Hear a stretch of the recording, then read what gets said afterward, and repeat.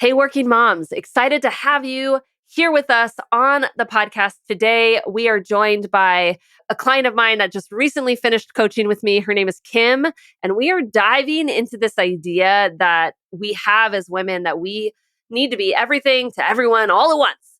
And she is sort of debunking this idea because it's something that really struck her over the course of coaching. And what does it really look like to not be everything to everyone all at once, but to be a more curated version of herself, a prioritized version of herself, someone that is constantly leaning into her priorities instead of trying to feel like she's trying to be everyone to everything.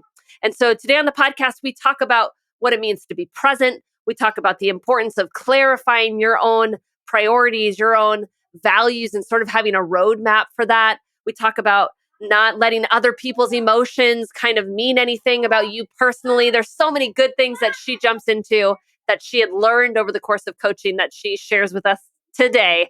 It's going to be a good one. So let's jump in. All right, working moms, let's get to it. All right. Hello, ambitious and balanced working moms community. Thank you for being with us here again today.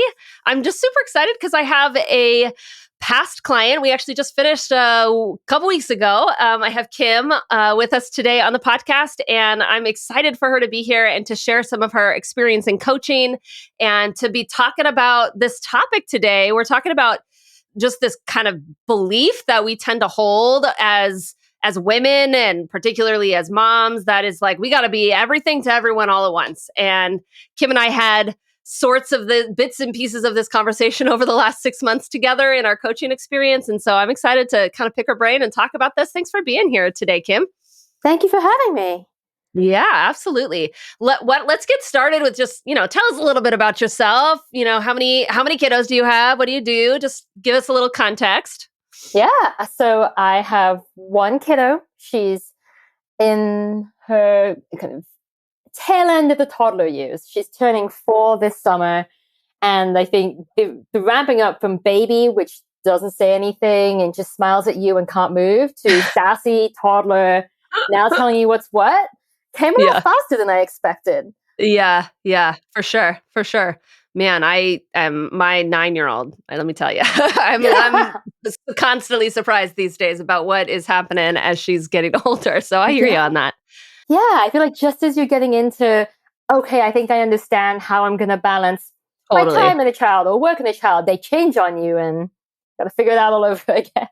Yeah, absolutely. And I think there was a piece of that brought you to coaching, right? That there was this new season of life, new demands, new priorities, wanting to be successful in lots of areas of life and kind of going, okay, how do I do this? But tell us a little bit about, coming to coaching and what led you to decide to kind of go the coaching route and get some help. Yeah. So I work in e-commerce and digital. It's a fast-moving space. And I was starting to feel a little like I was caught up in swirl. And I couldn't pinpoint if it was because I was working in this fast-moving industry, or if it was because I had a little pandemic baby, or if it was because. And I really wanted to try and put my finger on a bit more, or even better, start to tune some of it out and figure out what was it that I should be paying attention to, and what was just noise. And I think, with a kid that changes all the time, I felt like I was constantly trying to keep up with her changes, and in a way felt like I was losing a sense of, well, what is my North Star? Like, who am I now? Who am I now that I've had this child, that I've reached this point in my professional career?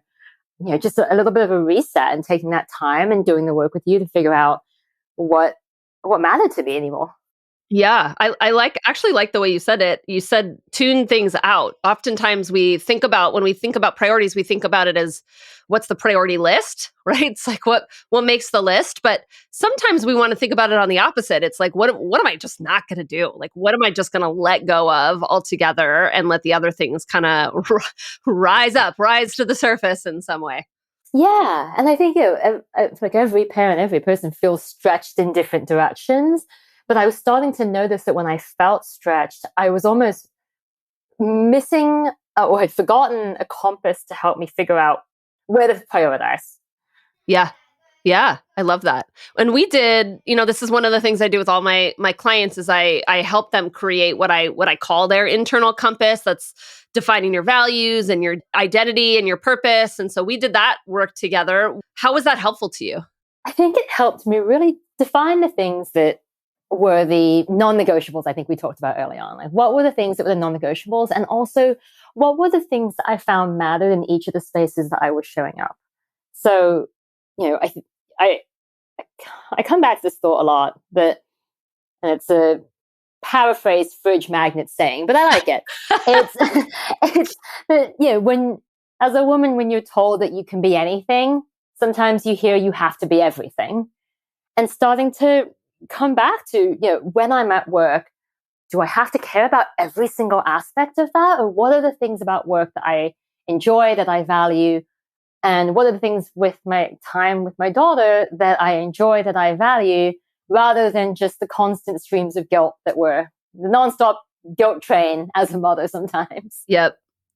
Yeah, definitely. What did you learn about your own priorities and what you personally needed to let go of? I found that with work, I definitely realized that one of the things that I was getting really beat up about was just feeling guilty for liking work, feeling guilty for enjoying the mental challenge and the time that I wanted to put in to solve these puzzles. And recognizing that one of the things that is important to me is creativity and that sense of problem solving. Once I realized that, it helped me realize, okay, then if it's about trying to help find an answer to a problem, I'm going to put that time towards that. But if it's about just spinning just to spin, okay, maybe that's not important, and that's the thing I'm going to put down on the ground. And I think before we did that value mapping, it made me feel like all of the things were equal at work. That the every conversation was equal, that every meeting was equal, that every task on my to-do list was equal. Yeah, every request of your time and energy, every, little ping that came in as a question, all of it was equal.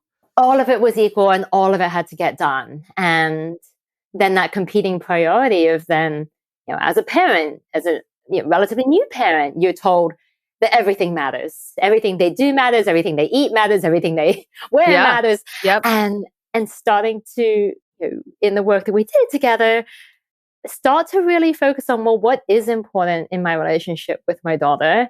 And what are the things that I really value in bringing to her little world? And realizing that actually the things that I was bringing to her world that I value in showing up as a mother were the things to focus on, and they were doing perfectly great. And it didn't require me to also be doing the other endless list of things you're told you have to do or feel like you have to do. Yeah. One of the things that struck me, and one of the reasons why I think I asked you to be on this podcast, is because we were having this conversation a couple weeks ago, and how you had said that you're, a mom friend, or you were in a group of friends or whatever that had come to you and used this phrase. I kind of feel like I got to be everything to everyone all at once. And you have learned how to balance this well over the course of our 6 months together. And I really want to pick your brain and kind of insight into how have you been able to quiet some of these voices as you've kind of been talking about? How have you been able to silence some of the guilt or the demands and kind of decide? Because a lot of this is in the moment decisions, right? It's like, oh, do I take that meeting request? Do I pivot right now, or do I stay late to finish the thing, or do I not? How have you been able to manage those kinds of requests and the demands of your time? I think part of it is being more present where I am, so that I don't feel that guilt that I should be somewhere else. When I was feeling all that guilt, I was not being present. And then by not being present, I felt more guilty. Yeah. Well, you don't do your best work when you're not present, right?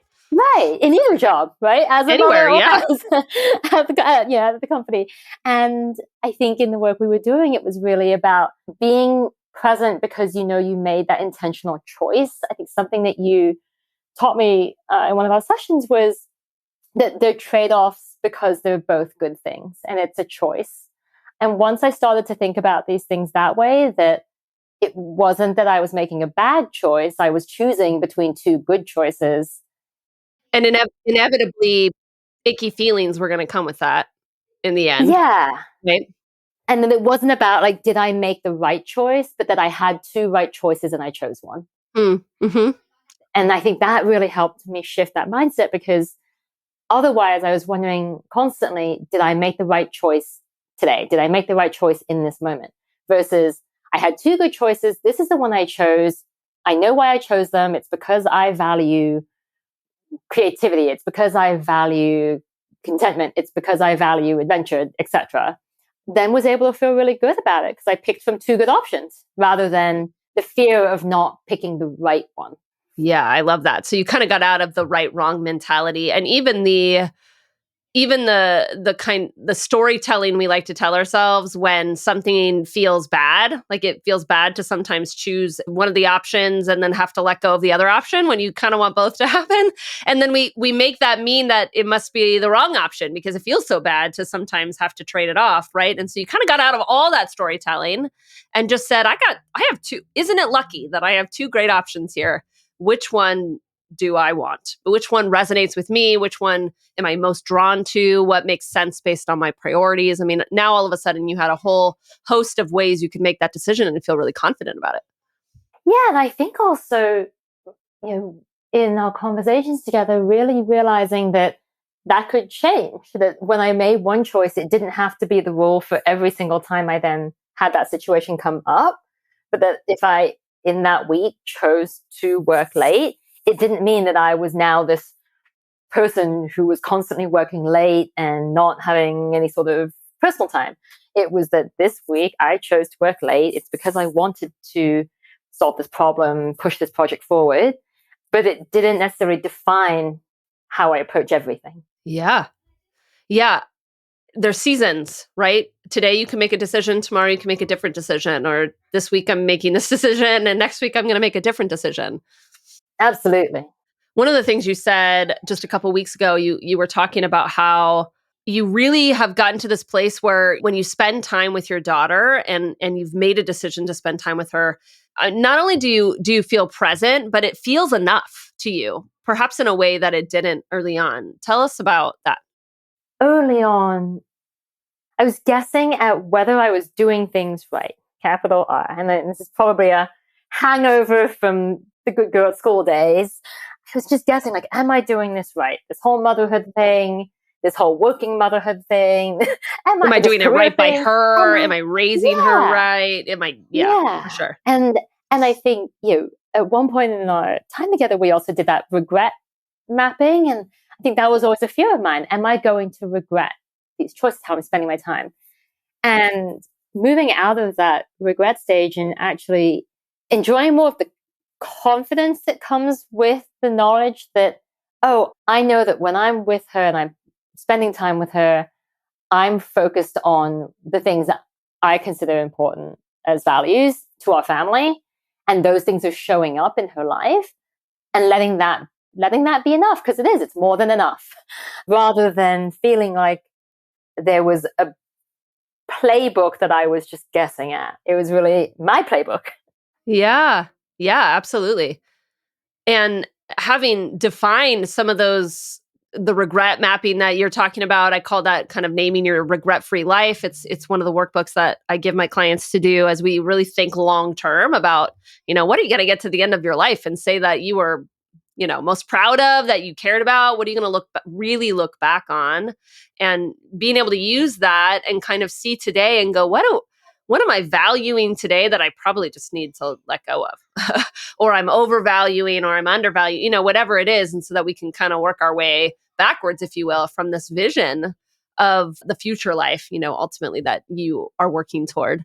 And Yeah. that it just gives your brain a sense of direction when you know what's most important to you and when you know what you care about as a parent, and if you know what the values are that you want to instill in your kids, then all of a sudden when you name those things, when they're conscious in your mind, you could actually do the work to then prioritize them. Yeah. I think also helping me verbalize it so that it wasn't a thing that I wanted that was just sitting in my heart is this quiet little thing, but actually being able to say, okay, it's important to me that at least twice a week I go and pick up else. I think we did some work around like, what does a perfect week look like? And Yep. twice a week, I get to walk home with my daughter hand in hand down the street Yep. From school.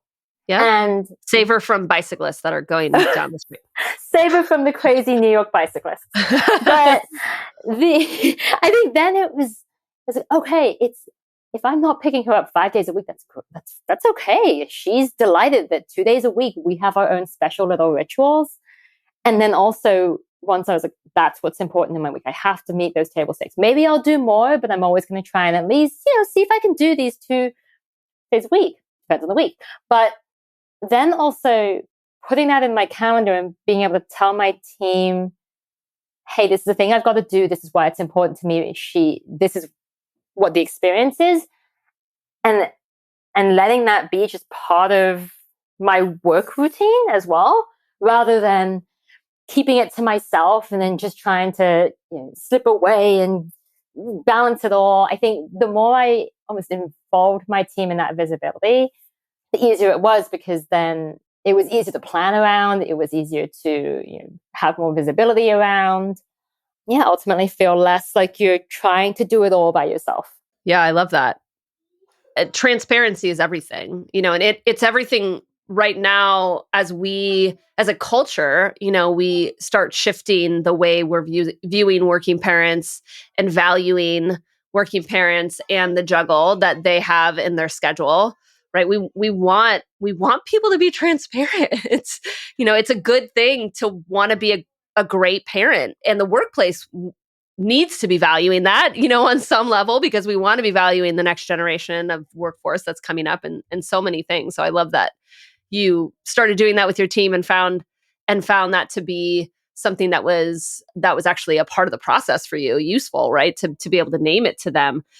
But you also, I think, coming back to this idea of not feeling guilt, not feeling guilt that it's not 5 days a week, that it's just 2, and that's what you decided, and you feeling good about it. How are you able to really decide that 2 was good, and you were happy with that, and there was no regrets with 2?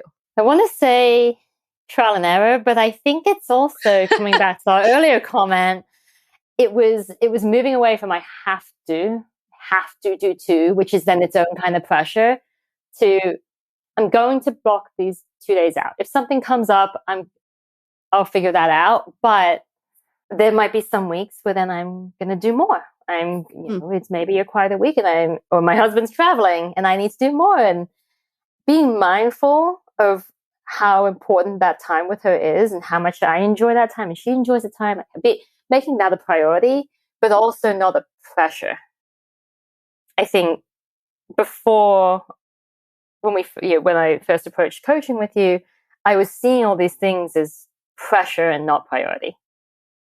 And it was just this pressure to have to do it. Yeah, this is something I'm supposed to do, right? This is what everybody says I'm supposed to want, or I'm supposed to do to be a good mom, or whatever it is. Yeah. Yeah. So the 2 really came from then starting to find that rhythm of what the work would look like between me and my husband and my daughter's various schedules and routines. But I think it also just felt like something was manageable and accomplishable. Accomplishable? It's not a real word. I mean, yeah. Attainable. Attainable. Accomplishable. I felt like I was setting a goal that I could commit to. And the reason I felt like I could commit to it was because I felt like I understood what choices to make to get there. Like I understood that, okay, then in that case, if I want to do this thing, then I'm going to have to make some choices about which meetings are the priority and whether I'm going to open my laptop to get that thing done tonight, because then I know it creates this space for this thing that is important to me. Yeah. Yep. So then some of those decisions to work late or say no to a meeting or do whatever needs to get done in order to prioritize that pickup with your daughter, all of a sudden those moments felt intentional and they felt decided and chosen and proactive, instead of the have tos and the pressure and the overwhelm, and I didn't get it done, so I got to do it, or whatever, that kind of spiral that we can get into where we're trying to be everything and everything to everything and everyone. What is it? Everything to everyone all at once, right? But now you're actually just deciding who you're going to be to whom and when. Yeah. Yeah, exactly. And I think it was always really important to me to still, which is why I was always drawn to your podcast and wanted to work with you, is because I always wanted to hold on to that ambition. And I love what I do at work. I love my job. I love my team. And I wanted to really not feel like it was a bad thing, that it was the bad choice or the wrong choice, or that it was any sort of sacrifice. And so being able to, see that time then with my daughter in that way where it's, oh, we're really getting that quality time because I am more present. It is more intentional. And it's not just because I'm trying to do everything. Mm-hmm. Yeah, you're not squeezing it in. You're literally prioritizing it. Yeah. I've made choices to be here rather than I'm here because this is the time that I could fit in, but maybe I should be somewhere else. Yeah, you said this early on, just, as we started this podcast, when you were talking about guilt, you didn't want to give up your career. You really loved working, and that was a source of guilt on some level, that you were enjoying what you were doing and you didn't want to sacrifice that for the sake of your family. And of course, I have no doubt that you would if it was ever required or whatever was, emergency needed in order to be there for your daughter. She's number one. Obviously, that's not what we're talking about. It was just, but it was this source of like, oh, I'm supposed to want to pick her up every day after school and prioritize that. And I'm supposed to want to be the mom that is at absolutely everything that's going on and giving her, opportunities to absolutely everything, because that's what a good mom does, right? And except that there wasn't that bandwidth because there was this career that you wanted. There was the ambition that was inside of you that you didn't want to let go of. And over the course of our 6 months together, I'm curious how you would frame that now. The big decisions are easy, right? Is she the number one priority? Yes. If something happened and I had to go and pick her up because school called me, absolutely. It was the small decisions that I really struggled with. And I feel like now the small decisions, I feel much more confident in making. Yeah. The big decisions, if you ask any parents, yeah, duh.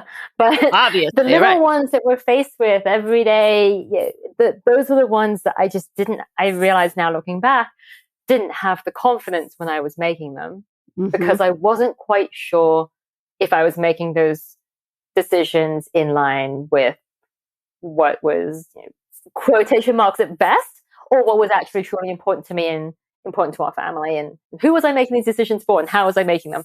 And I think a lot of the work that we did together just made me better understand how I was reaching those choices, and the fact that I was making those choices. I was intentionally choosing those things based on what was important to me, based on how I eventually envisioned that regret-free life, based on what I knew I needed that week. And so those little choices just didn't feel as tumultuous because I had a better sense of who I was when I was making them and what I was choosing between. Mm-hmm. Yeah, what keeps surfacing is how important the clarity aspect of our coaching was together. Clarifying the values, clarifying the priorities, clarifying the regret-free life, like clarifying for you, for Kim, what was important and why it was important, and how you were kind of hardwired and driven, and bringing literally putting words to those things. We spent a lot of time putting words to things and describing things that were always a part of you, right? We were just finding a way to actually consciously speak about it, so that as you went about making decisions, your brain had something to go on, right? Not this kind of wishy-washy mixture of what other people are doing, comparing to other moms, to culture, to how you were raised, to all the other influences that we have. We were kind of silencing those and just finding Kim and her voice and her desires. Yeah, it was, rather than when we're making that decision, am I making it from the lens of being a good mother, good wife, good employee, good manager, good blah, blah, blah. And just actually taking that definition of good out of it and just, am I making these decisions as me and trusting that me knows what's good for me and my family. Yeah, I love that.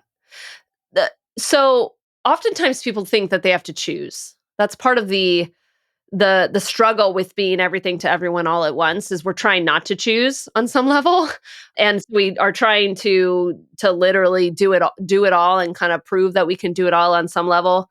But, we've been talking about making the kind of little choices, the daily choices of following your priorities and then being okay with that. But if we zoom like all the way out, working moms feel like they have to choose between their child and being a good mom, and they feel like they have to choose between that and being good at their job. But there isn't both. I was just talking to a working mom today that said, there's no Venn diagram. I'm going back to like school times. There's no Venn diagram that has the circles overlapping where you get to be both, right? We don't have that in our mind. And yet I think you've really done such a great job of finding that middle ground between those two things. What do you think it has been that has really allowed you to not feel like you have to choose, but that you really have been able to be the mom that you want to be and be successful in your job in the way that you want to? Realizing that I can be lots of things, like many things can be true. I can be like a mother and a ambitious working professional and a person who enjoys sitting in the sauna for hours at the gym. And to the topic of this conversation, not have to be them in every situation and be present. So when I am at work, I am being present and really being able to think about things and make those choices and feel like I'm making those choices from one viewpoint rather than trying to please every viewpoint in my brain. And feeling like there's not, when part of making a choice is picking one thing rather than trying to have it all. And I think feeling like I could pick one thing in that mini choice that I was making, and I knew who was picking it. I knew that it was, okay, I'm picking this because the woke me really prioritizes this kind of thing and this fits into this criteria. And then being like, yep, that's it. That's what I've decided, and not letting the other voices that said I shoulda, coulda, woulda question that choice. Yeah. Do you have an example of this? One example would be that I work in e-commerce, and Black Friday, Cyber Monday is, of course, the Super Bowl of our industry. Yes. And there was a time when I was, oh, wow, okay, it's Thanksgiving and I need to do some work. And thinking, oh, but it's meant to be this family time. And, should I actually be instead making handprint turkeys with Elsa or something, with my daughter or something? Making handprint turkeys with my daughter. And realizing, actually, this is important to me. It's a professional, I don't want to use the word obligation because it makes it feel like I was forced to do it. It's just something that was important to me that I contributed to. It's the crux of the year for you ultimately, and it's pivotal, and you want it to be successful. It's important to you. Yeah, and I think that's also in the work that we were doing is like things don't have to be justified as to why they're important. If they're important to me, they're important to me. And it just felt important to me. I wanted to do it. And I went into that decision of, okay, do I open my laptop? More clear-eyed than I think before I would have before we did our work together. I went into it more clear-eyed. I was like, yes, of course, I'm choosing to do this and I want, yes. And I didn't let that voice of, oh, but it's family times. I went into it more intentionally being like, I'm going to do this. And then when I've done it, I will close my laptop and I'll sit down and do a craft with Elsa. Or I'll do something with my daughter then. And trusting that that's gonna work. It's what I felt was right for my family. Yeah. It's the presence that keeps surfacing, that word, right? Really being present, not at your laptop, working on the Black Friday sale and feeling like you should really be with your daughter because that's what you're, quote, supposed to do on some level. But it's like, no, I'm going to be all into the sale. I'm going to make it successful. It's going to be great for our team. I'm going to be all in. And then when I close the laptop, I'm going to be completely out and I'm going to be all into my family.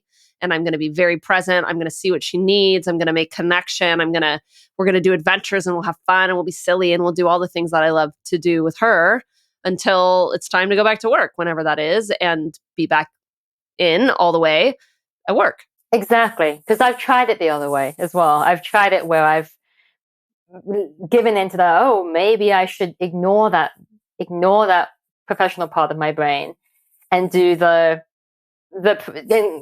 thing that I feel like I should be doing. Like ignore the ambition, if you will, that wants right, to. I think I should be doing. And then instead I'm not present with her because I'm just thinking about what could be happening at my laptop or at work and relieving myself from feeling bad about that and really just, being more intentional and more present. Yeah, I love that. So many of the women I work with, they come and in reality, after they leave after 6 months, so many of the same, like their life looks very similar. They're making very similar decisions that they were making before.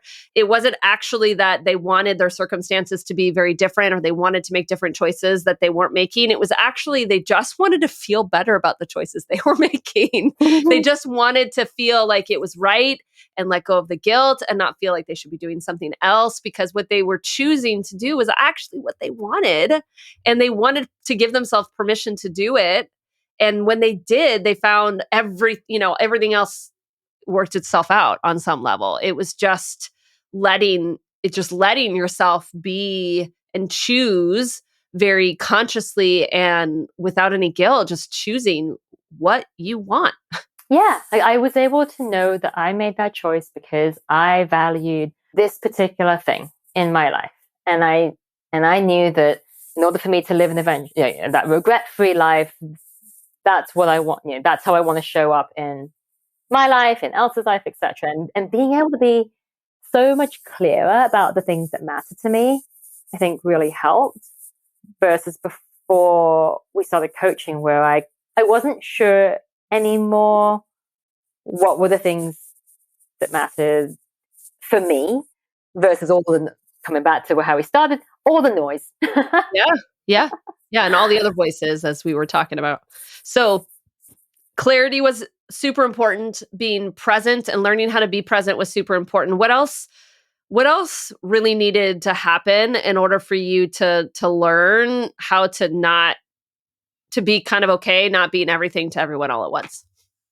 I remember something that we talked about in one session, which I had clearly stuck with me, that was about how our brain wants to make disappointing people equal not being good enough. But that's just a thing that we're making up and isn't necessarily true. Yeah. And I think a lot of it was, coming from places of not wanting to disappoint anyone rather than coming back to why I was choosing to do certain things based on what I knew about me, my life, my family, my daughter. Mm-hmm. Which inevitably means that other people, you're not going to give your time and your energy and your yes, if you will, to other people. And then they might be disappointed by that. That's inevitable. And so if disappointing people doesn't mean not being good enough, what does it mean? Now I feel like we're in one of our sessions. I know. I'm curious. What would you say now then? Because what'd you learn about that? If those things aren't connected, then what is it then? Yeah, I think it was that disappointing people is almost a byproduct of having to have made a choice. And that's all, it sounds reductive, but that's all it is.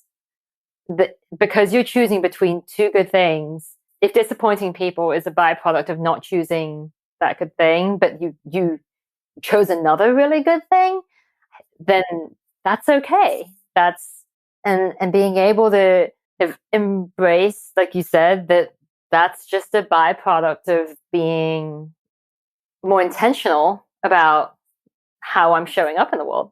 Yeah. And I remember a piece of this as well was about not feeling the need to control other people not being disappointed. Like people are just allowed to be bummed and disappointed if they want to be bummed and disappointed. Just like you're allowed to be that, or you're allowed to be happy, or you're allowed to be whatever you want to feel, right? So are other people. And that doesn't mean you're not good enough if they feel upset or they feel disappointed or they feel bummed or whatever it is they feel. It has your enoughness doesn't change. Who you are as a person doesn't change when somebody else has experiences normal human emotion, right? We get to separate our identity, if you will, from how other people are feeling. Absolutely. I think that was actually a byproduct of the value and identity exercises that we did that I didn't expect but really appreciated, was in looking more internally at myself and what mattered to me and how I would define my metaphor and all of those self-identity exercises. It made me more aware and mindful of the fact that everybody has their own self-identity exercises and that there isn't one blueprint for how we approach a situation. Yeah. And as we were doing it, I was like, oh, I know that my brother would have chosen this. I know that that's not what my husband would choose, and and so on and so on. And I think it reminded me that our priorities differ from human to human. Our and it's values not personal. differ. It's not personal. It's not right. personal. And I think so long as I wasn't clear on what it was for me, I was almost losing track of the fact that we all didn't all have to operate by one blueprint of what is right in every situation. Yep. And the byproduct of that is of you having your identity and values and the things that are important to you and the way of operating, and me having mine and somebody else having theirs. Inevitably, we're not always going to be on the same page, and we're not always going to make the same choices, and we're going to have feelings about that. I mean, all of us can relate to our children having different feelings and opinions about what they want and what's most important, and there's conflict, and it is what it is, and there's feelings that fly around. It's not personal. Doesn't mean you're doing anything wrong, doesn't mean you're a bad person, doesn't mean you're a bad mom, doesn't mean anything, right? There's no story. We don't need to attach any story of good or bad or enough or not enough to it. Absolutely. So good. Letting people feel what they want to feel and kind of detaching other people's emotions from your decisions, and not making up stories, being present, like having some clarity, kind of a roadmap for your mind of the things that are most important. Anything else here that has been, really, really key for you in being able to kind of let go of that expectation of being everything to everyone all at once? You mentioned the seasons and how it's also in this season, you might be choosing these things and these might be your priorities. In this season, you might be choosing these things and these priorities. And I think giving myself that permission to not have all the answers already laid out for me. I think going into coaching, it became really clear through our work together that it was really about a flexible toolkit rather than these are the answers. And congratulations, you've now... Here's the schedule. Yeah. Yeah, on Tuesdays, you're going to walk Elsa to school. On Thursdays, you're going to go to the gym. and more about how to approach those smaller moments of decision making, how to deal with that fear of disappointing others, and then that contentment, how to identify what was a priority so that in those decision making situations, not everything felt equal and overwhelming. Being able to have that flexibility with myself rather than feel like I had to make all these overwhelming commitments to go to the gym 3 times a week, pick up Elsa 2 times a week, eat vegetables 5 days a week. It felt more like I was building a muscle than I was trying to find something that was going to work in every situation all in the every time. situation. Yeah. You were building a muscle of decision making, but you were building that flexible toolkit. I mean, coming back to kind of a couple words you've used before is the flexibility, and then in any given situation, I can put my hand in my toolkit and pull this out to help me here make a decision that I feel good about and to not feel guilty about and to process the emotions of the situation or to let something go or lean in or lean out or whatever it is based on circumstance. Because life is ever changing and our Yeah. kids are ever changing and their needs are ever changing and for sure, everything in our world is changing constantly, and trying to create, a perfect structure, if you will, that creates balance, or a perfect schedule that creates balance, or a situation that feels manageable and how many people you're responding to, or what, no doubt it would be easier on some level if all of those things stayed consistent, so we could not have to think so much about the decisions that we make so consciously. And yet that isn't the human experience. and so we our best course of action is to become a person that can flex and to change and decide based on priorities, values, circumstances, need, and be in touch with that, and then feel really good about those decisions. Yeah. And look, I don't get the choices right all of the time. But I'm actually more aware now that there also is no right. Like, Mm-hmm. I think it's tried that, didn't work. Try something different. Exactly. Trial and error, rather than in the moment questioning everything 5 times. I'm more present. I'm in it. Afterwards, I might go, don't know if that was the right choice, but it's not spiraling me in the same way. It's not emotionally draining on me in the same way. I'm able to take it, think about it, feel it. And we talked a lot about give you space to feel it, and then really, how would I do this differently next time if I would? Maybe I wouldn't. I love that.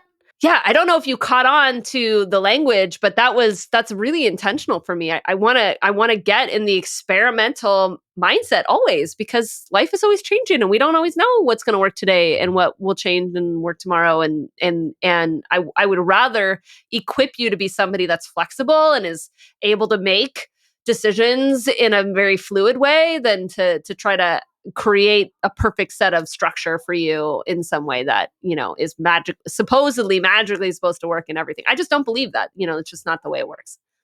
Well, especially with kids, right? We spoke earlier.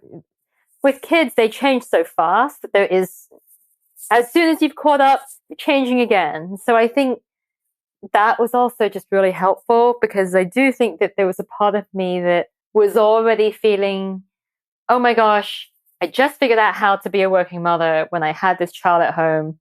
And now she's suddenly needing a whole nother level of emotional engagement. Yeah, totally. What now? Oh gosh. And should I keep working at the pace I'm working at if she's now also wanting to have conversations about not wearing a tutu or wearing a tutu? And knowing that, okay, actually, there's some fundamental ways of viewing these choices and ways of showing up in her world and ways of showing up in my world and spaces, I feel better equipped to handle the next mystery of whatever she's going to throw at me. Yeah, I love that.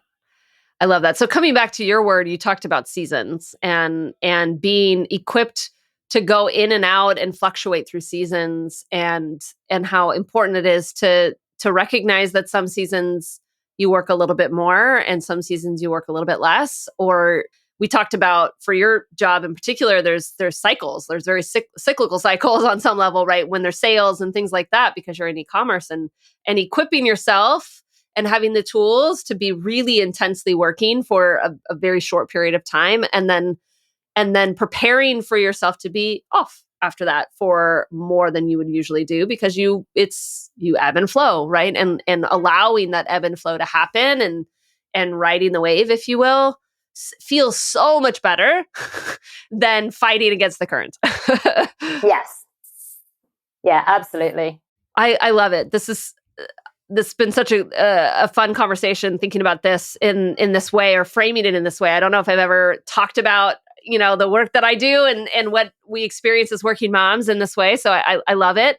Is there any other tools or exercises or practices that were like really key for you in helping you to be present and helping you to really feel like you can be the ambitious person you are and be the mom that you are? Another one that comes to mind, I think, is I love puzzles. I love puzzles. I love problem solving. I love getting to the bottom of the mystery, for better or worse. And You like physical puzzles? Just curious. Do you like get the puzzle table out and like do? I didn't mind the physical puzzles. There's something really satisfying. Like problem solving, but I was just curious. That too, but I like that feeling when you've got the aha. Yes. And I think because of that, something we talked about was how sometimes there would be things that happen at work or not at work, just in life. And my brain would go into a spin of questioning. And it would almost very often default to something went wrong. Why did something go wrong? What was the problem to solve? And something that you said that I found really helpful was this is the safety brain, and it's wanting to look for those answers, but it doesn't mean that there was something that went wrong, and starting to think about what went right. And you were saying our brain defaults to something went wrong and now we have to fix it, rather than what went right in that situation and then what are we learning from the entirety of it. And I think everything, because I was seeing things as, okay, now I'm going to go pick at this and try and figure out what went wrong there to learn. I also then felt like I had to solve it and I had to make a decision to address it. Versus I think when we were speaking through these scenarios, it was then realizing, okay, some things might have gone wrong, but some things might have gone right. And also not everything needs a decision. Some things are just for observation. Yeah. Just for observation. We don't have to fix every little thing all the time. We can pick and choose. It feels so much better to think, I did so many things right. Here's a couple of things that didn't go right, but like I did so many things right and I want to improve in these little areas versus thinking, oh my gosh, so many things went wrong. There's so much that I have to do. Like when we realize that when we focus on the things that we do right, it really shifts our energy, right? We feel better. We're like, oh yeah, I did so many things right in this situation. I mean, this meeting went right in this, in so many ways. This conversation went right in this many ways. Oh yeah, I could improve upon it a little bit over here. And that's where I'm going to focus. But it has a dramatic effect on how we are feeling about ourselves and thinking about ourselves in that moment when we focus on the rightness instead of all the wrong. And I think it was also really a precursor for being present. It's so challenging to be present with my daughter if in the back of my head, I'm playing mystery detective with myself. Yeah. So the more I was able to not spiral into mystery detective work in my brain, the more I was able to be present with her, enjoy that time with her, and therefore feel less like I was not showing up in that space. Yeah. Yeah. I love that. Because problem solver is such a big part of you, right? We named that in your values and your identity, and you are a fixer and a problem solver in so many ways. And yet if that pop-up window, if you will, it's kind of always open, the tab in the browser is always open, thinking about it, it's draining subconsciously almost, right? It's constantly taking battery life, if you will, and suck in your presence from where you're at in the moment. And one of the tools we have is to, instead of constantly be in that problem solving fix it mode, is to, instead of always thinking about what's going wrong, it's redirecting back to, yes, there's some improvement and here's what right. Here's what right. And it's a much shorter conversation with yourself, I think, when you're looking at what went right. What went wrong can be a very long time consuming emotional conversation. What went right can still be equally constructive and far less time consuming. Yes. Thanks to the practice that we did. Yes, definitely. I say that to myself a lot. Like I'm doing a lot of things right, Rebecca. I'm doing a lot of things right, particularly after difficult moments with my kids or whatever the challenge is. I'll walk away and say, okay, I did a lot of things right. hmm And then my mind is forced to kind of think about it a little bit and find some evidence for it. And I feel infinitely better if I just, instead of just focusing on all the things I want to change. Yeah. Actually makes me a better problem solver when I approach it from what I did right instead of what I did wrong. And coming back to prioritization, then I'm able to actually think about the priority things that should be spinning in my mind as problems to solve, rather than every single tangent that my brain wants to go down and dig into. Yep. Yeah. I love it. So good. Oh, that's such a good one. I'm glad you brought that one up. We're close. We got to wrap this up. Keep it under an hour for sure. But it's been so great to have you here, Kim. Just as some final thoughts, what would you say to working moms right now that are feeling that need to be everything to everyone all at once? If they were to focus on just one thing, where would you direct them? All my girlfriends who are going through the same thing. Yes. I love that you get to be a light to them and, enlighten them and give them probably a very different way of approaching being a working mom. So good. If I were to really hone in on one thing, I think it would be really being present and intentional with those choices and appreciating that the choices aren't right and wrong, good or bad choices. They're choices and trade-offs between two good and valid options. There's no right and wrong, and therefore there's not that same obligation of guilt. You didn't make a bad choice. You didn't make a wrong choice. You are just choosing between two difficult, equally attractive, equally appealing things. And that's the one you chose today. And you might choose different tomorrow. Yeah, I love that.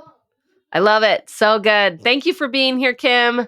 Such a delight to have you here on the podcast. And working moms, until next week, let's get to it.